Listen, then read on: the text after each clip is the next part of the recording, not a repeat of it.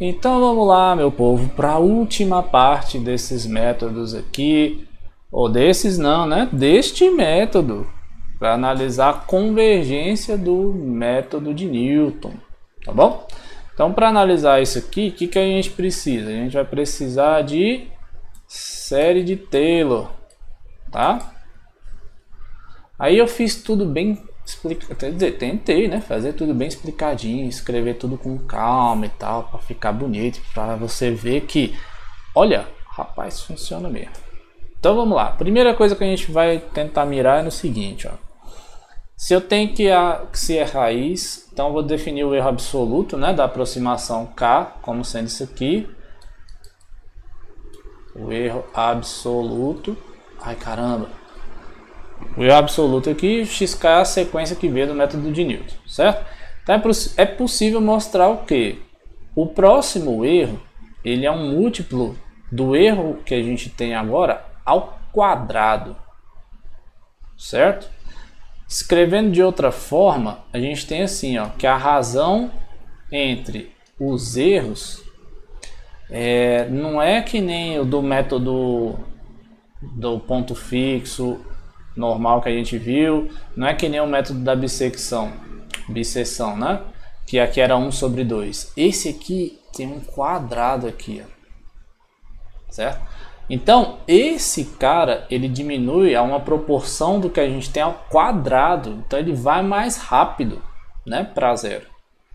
E esse aqui é uma constantezinha que a gente vai ver daqui a pouco como é que determina essa bagunça. Beleza?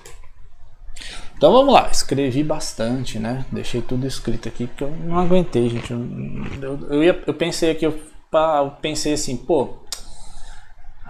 o pessoal não vai usar tanto isso aqui, né? Então, nos algoritmos e tal, eu pensei, pô, vou parar aqui. Aqui tá massa. Ele entendendo que o erro diminui com quadro, né? A taxa de convergência é o que a gente disse que é quadrática, pra mim já tá massa. Eu não aguentei, eu tive que fazer. Não dei conta. Então, olha só. Vamos desenvolver a série de eu pesquisei em 3 livros diferentes, 4 livros diferentes até achar a melhor versão que eu considerava para explicar para vocês, né? Então a ideia aqui era a seguinte: a gente vai desenvolver a série de Taylor para a função g, que é do método de Newton, do ponto fixo, né? Via ponto fixo. Ok. Quando a gente fez a do via ponto fixo, o que a gente fez? A gente supôs que o f', né, tem que ser diferente de zero na raiz. O próximo xk é só o g do xk que a gente está. E por construção, a derivada no xi é zero. De boa? E aí o que a gente faz? Considera a série de Taylor de ordem 2 a partir da raiz. A partir da raiz, a gente vai fazer o seguinte: o g de xk vai ser igual a esse trambolho aqui, com esse c alguma coisa entre a raiz e o xk, né? Que é o c lá, lembra do teorema do valor médio, a gente fala, existe alguém que a derivada é igual. Então a série de Taylor existe alguém que a segunda derivada vai satisfazer isso aqui. Ok, depois lá em cálculo 2 você vai ver que é assim mesmo. Então tá bom, o que a gente faz? Utilizando as hipóteses lá, né? Ó, eu botei que é igual, né?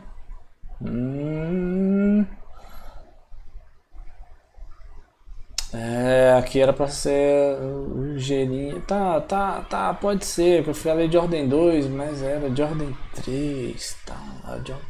Tinha um termo aqui de ordem 3 ainda, aqui assim, ó. Xk menos xi ao cubo. Mas tudo bem. Então eu falei que o g de xk vai ser aproximado por esse valor aqui. Como o g de xk é o xk mais 1, e esse daqui é o ponto fixo, vira o xi. Por hipótese, isso daqui é 0. Então fica 0 vezes esse trocinho mais esse trambolho. No final das contas fica isso aqui, ó. Eu passo o xi para lá. Aí eu tenho xk mais 1 menos esse xi é mais ou menos a segunda derivada vezes esse troço. Quando a gente passa o módulo, ó, então eu tenho que essa distância é proporcional, isso aqui é constante, tá? Esse C aqui não depende de X, não depende de Xi, não depende de ninguém. Esse aqui é o C, você encontrou ele lá. Então, essa distância entre esses dois carinhas, que é o próximo erro, é proporcional ao erro anterior ao quadrado. Olha aí que maravilha. Passando esse aqui dividindo, né? Então a gente tem esta equação bonitinha. Esta potência aqui é o que faz a taxa de convergência ser quadrática, tá? Então, quando você for ver num livro aí mais avançado, talvez vai estar assim, ó.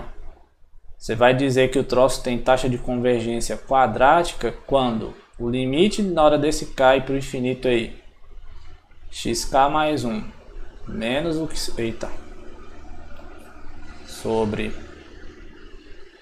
xk menos esse que se ao quadrado foi igual a uma constante aí que a gente chamou lá de m, né? Então esse m aqui que seria a segunda derivada num ponto c sobre 2 fatorial. Certo? Então aqui a gente diz que tem uma taxa de convergência quadrática. Certo? E aí a gente define a ordem de convergência depois, com base nesse limite aqui. Vou botar ele aqui assim, ó, pintar de outra cor e vou escrever o seguinte: ordem de convergência. Esse carinha aqui, ó, você vai dizer alfa, né? E aí se for cúbica, aí vai ter um 3. Se for, né, quádrica, vai ter um 4, por aí vai. Então, quanto maior for a ordem de convergência, mais rápido o algoritmo converge para a raiz.